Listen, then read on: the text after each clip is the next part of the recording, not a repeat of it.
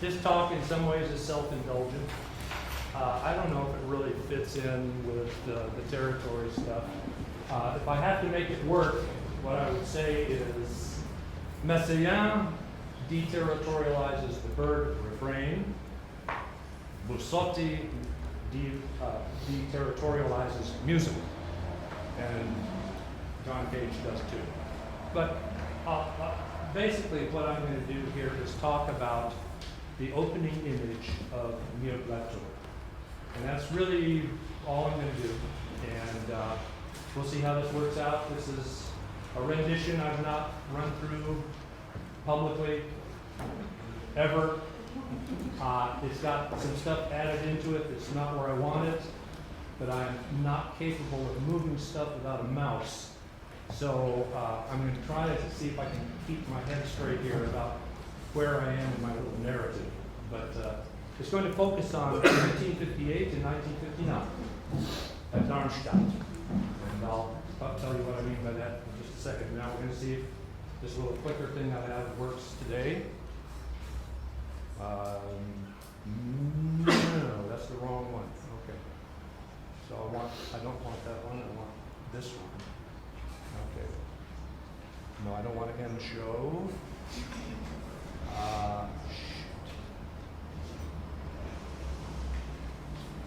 Darn. Okay. Let me see if I can just get it out of there. Okay, now it should be. Let's see if I'm on the. No, I'm still on the wrong one. Okay. We'll be there soon. All right. Yeah. Nice slow pace. I should tell you, this was constructed with a great coup de théâtre, which I have betrayed already. I'll show you where that coup de théâtre has been anticipated. Okay, so I'm calling this thing Scoring the Rhizome, Bussotti's Musical Diagram. Okay. You may have seen this image before. It's the opening image of Neo Plateau. You'll notice that it is identified as Sylvano Bussotti, misspelled. There's only one T. And if you go to the back in the list of the illustrations, it says one T. And the translators have been very faithful. They have also misspelled the name. Okay, so that's the image I want to talk about, and I'm going to try to get through things quickly here. It's real hot. I want to make sure that I get to play some music. Okay? So basically what I argue in a longer paper is that this is the most important image in Neo Plateau. And I was going to go through all the different images and talk about them. What I can say is many of them are simply illustrations of aspects of the plateau. Here's the art. Here's a war chariot, let's say a nomad chariot. And you can probably do some stuff with these. I'm not saying you couldn't do a lot of reading into these images, but I don't think they're as rich as that image at the opening. And I hope by the time I'm done, you will agree with me. One of the other things I should say is the real occasion for this was the 5th time that I taught A Thousand Plateaus. I've taught it every other year for 10 years. I'm going to teach it this fall. And for the first time, the 5th year, a woman who was a former opera singer said, "What do you have to say about the score at the top of the page?" And I really wanted to say nothing, because, I bullshitted for a while, but I really didn't know anything about it, so I decided to look into it. And the more I looked into it, the more interesting this image became, and the more problematic it became for me to decide what is in the text and what is not. And that's it's a the old textual kind of stuff. But it seems to me it is legitimate to do things with this book. And I think you can do some interesting things if you just follow the connections. Okay, and then let's see, this is the Becoming Animal. Becoming Animal. This one might be more interesting. This is a crazy quilt, so you could do something that's smooth and striated. We're talking about quilts as opposed to fabric and all of that kind of stuff. And then, of course, this is a nice joke. God is a lobster. I have several students who tell me that's their favorite line from the book. And that's double articulation, and there's saying, yeah, that's my favorite image. And then there's another one. This is obviously somewhat comic. 3 novellas, or What Happened, Qu'est-ce qui se passe, or Qu'est-ce qui se passe. And then this one, I think, is interesting. I suspect, I haven't checked, that this comes from the encyclopedia. It looks like those kinds of images. It may be earlier, I don't know. But obviously, it's a kind of a joke. It's a trap for trapping birds.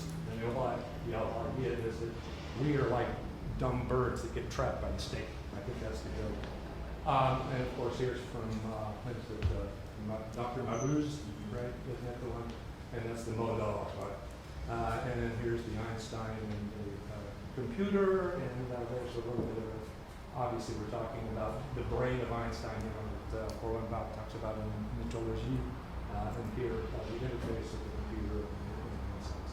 But this one I think is a little more interesting because you don't know for sure. It says field of tracks or wolf line, and then you read it in the back and find out that it is actually a photograph of wolf tracks in the snow.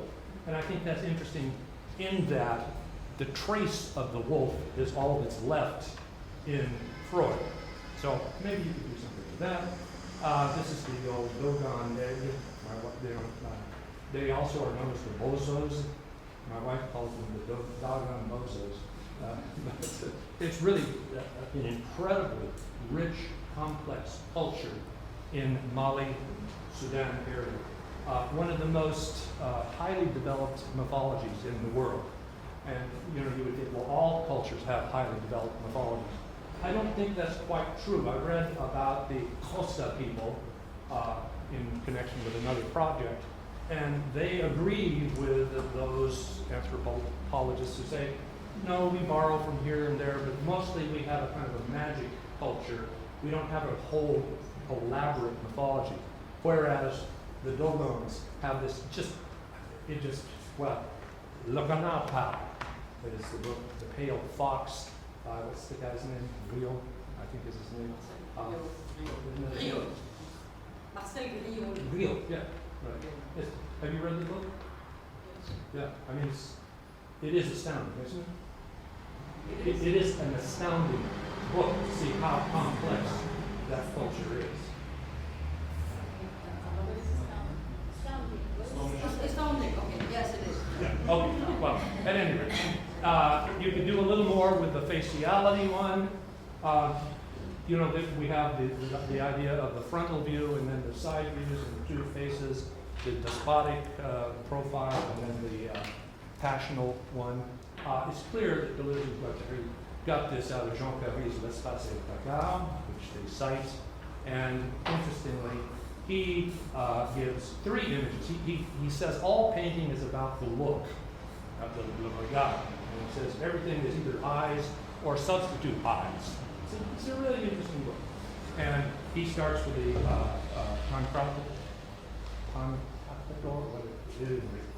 priest Pantocrator. Yeah, okay, and this is right, and this is from Sicily, and that's the frontal view. And then he, that is Jean Carré, gives this image, and then he gives a third one, which is from this is attributed to Rembrandt, but it's not really. And then he gives a diagram of the sight lines in it, and you'll see it's not profile, it's not direct, it's 3/4, and he says with those 3 you can do all painting. Okay, so you could do a little more with that image if you wanted.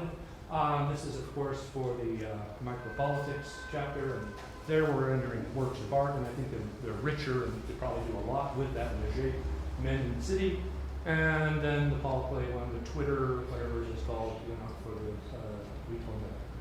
Okay, so if you read the opening of A Thousand Plateaus in English, it says, I was worried this might happen. I'll read it though. This book is the companion volume to Anti-Oedipus. Together they make up Capitalism and Schizophrenia. It is composed not of chapters but of plateaus. We will try to explain why later on, and also why the texts are dated. To a certain extent, these plateaus may be read independently of one another, except the conclusion, which should be read at the end. Well, it sounds as if you have a choice that you could skip the introduction And if you wanted, you could just jump in there somewhere, and as long as you didn't hit that conclusion, you'd be okay.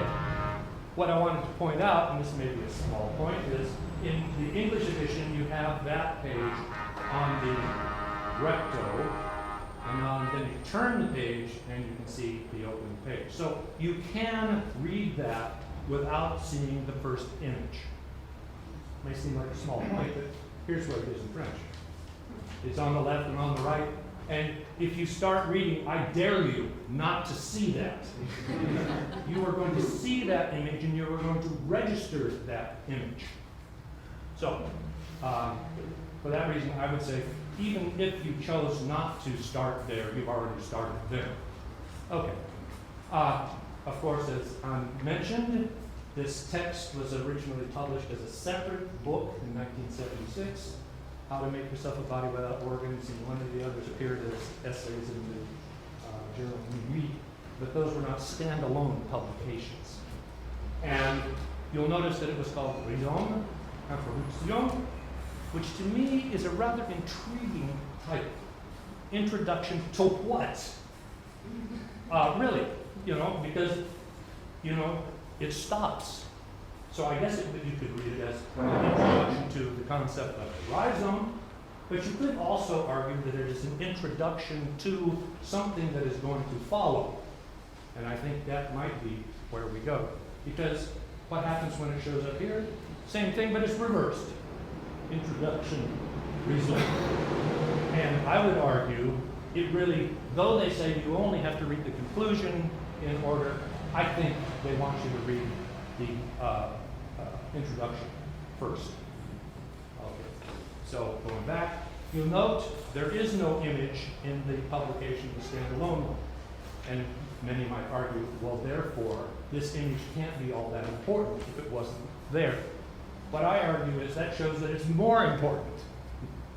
Because what it tells you is, it is not the introductory image for rhizome.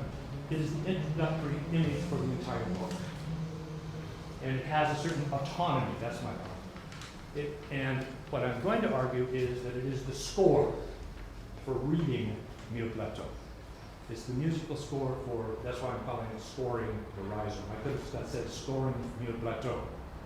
Okay, let's see where we are. Here's Sylvano Bussotti, who was the author of this thing. He was born in 1931. And the piece in question was published in 1959, so that might be about 28 years old. And the piece was published as the result of his experiences at Darmstadt, which I'm going to talk about in a little bit, which is in Germany, in 1958. He's still alive, and he's like 82 years old now, and I'll mention something about that a little bit later. He is a multi-talented individual. He has done artworks, and I've got a few of those covers there. He's written some books. He has been a set designer for other people's dramas. He has made films. He has designed costumes. He has written theater, and he's written opera scores, and there he is at the bottom, lying down. That's a cute little picture, isn't it? But what I think is important to notice here is he is a man of the theater. He is a man of performance, and that has a lot to do with this score, I think. Okay, so we're talking about the Internationale Ferienkurs für Neue Musik, International Summer Courses for New Music, Darmstadt, Germany. They were initiated in 1946 by Wolfgang Steinecker. By 1950, Darmstadt in the summer had become the center for avant-garde music in Europe. And by the mid-50s, two of Messiaen's students had become the leading forces there. And they didn't like each other entirely. Well, they fought, and they were really fighting a battle of rivalry. One was Pierre Deleuze, and here I wanted to find period pictures. That I got 58. Actually, though, this is in Paris because he didn't show up at Darmstadt in 1958. That's important. And here we see Pierre Boulez on the far right for you, and on the left is Stockhausen, and that's 1956, so that's 2 years earlier. Those two are, well, you know, Stockhausen is associated with electronic music, Boulez with a very rigorous serialism. And they were often at odds with one another. Okay. Now, this is where I get out of sequence. I shouldn't be presenting this yet, but I'm going to anyway, because, as I said, it's too hard for me to edit at the last minute here. Okay. John Cage appeared in 1958 at Darmstadt, and many of his compositions introduced chants. And if you know anything about Cage, you know that that's an important part of his kind of music. Boulez despised this stuff. And this is a 1968 interview. I just loved it. And I thought I'd just go ahead and read it here. Notable in several composers of our generation at the present time is a constant preoccupation, not to say obsession, with chants. The most elementary form of the transmutation of chants is located in the addition of a philosophy dyed with Orientalism and masking a fundamental weakness in the technique of composition. He's, of course, referring to Cage's interest in Zen Buddhism. Let's see, where are we? This would be a recourse against the asphyxia of invention, recourse to a more subtle poison that destroys every embryo of partisanship. I should willingly qualify that experience, if it is one, in which the individual, not feeling responsible for his work, simply throws himself into a puerile magic out of unavowed weakness, out of confusion for temporary assuagements. I should willingly qualify that experience as chance by inadvertence. Well, to me, it's just dripping with contempt. And it's an interesting tension, since Deleuze routinely cites Boulez and Cage as equally interesting figures, as if somehow they fit together. And one of the things I think it's important for us to keep in mind is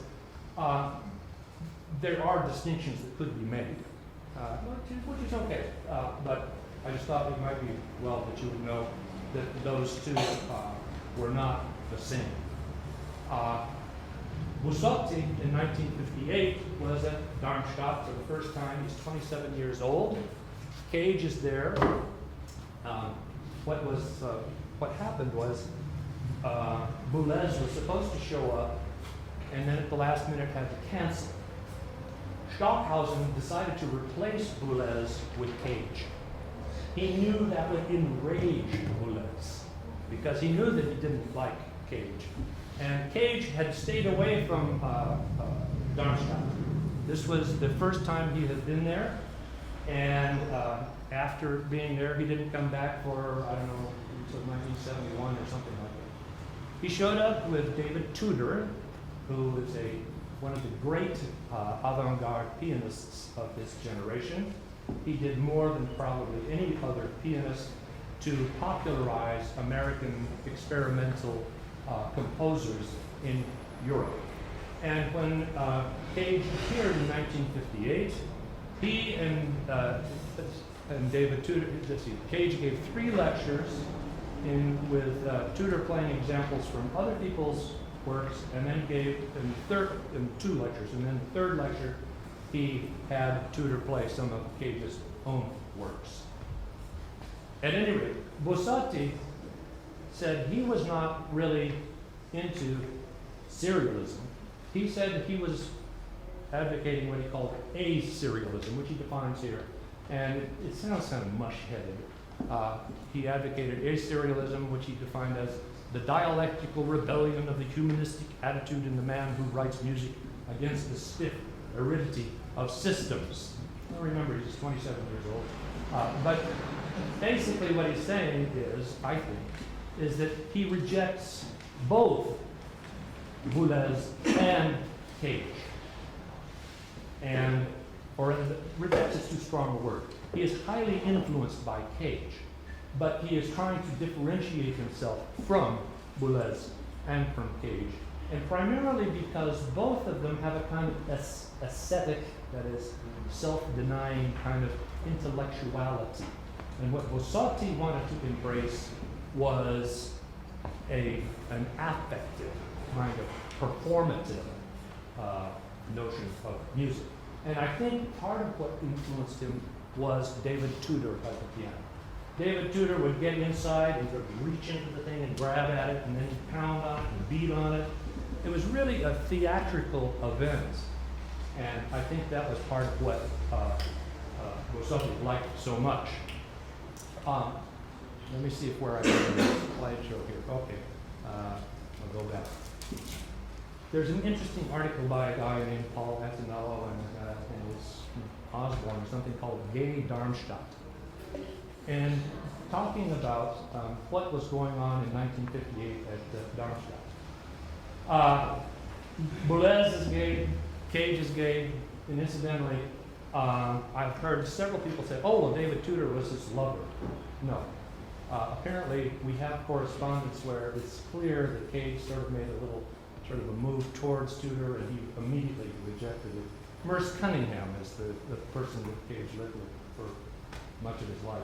At any rate, Bussotti is gay, and what the argument of this essay is that Bussotti was more disturbing than Cage, because he was out in completely, I mean, very flamboyant guy, and apparently Deleuze wasn't there, but Cage was sort of,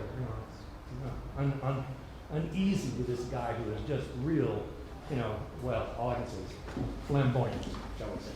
And apparently, Bussotti was introducing many of the other gay people to all sorts of sexual practices they'd never even imagined. And, at any rate, I wanted to make the point. First of all, I didn't know he was gay, and I didn't think the image had anything to do with gay sensibility. And here's another place where, do I say this is a gay image? I don't know. I don't think so. But is it a meaningful or useful or interesting kind of a connection?